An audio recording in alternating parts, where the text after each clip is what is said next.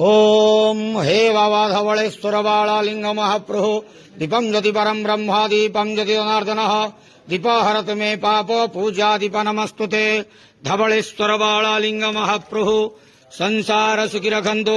आज श्रावण मासर द्वितीय सोमवार रे समस्त श्रद्धालु भक्त मानक आशीर्वाद करंतु समस्त श्रावणी भक्त मानकर मनस्कामना पूर्ण करंतु कर्म क्षेत्रोन्नति करंतु ग्रहरिष्ट खंडन करंतु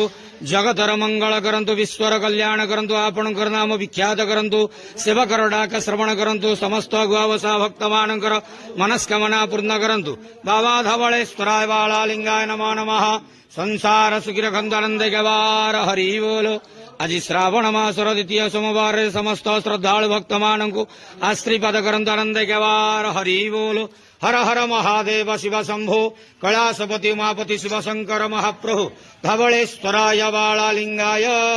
नमो नमः।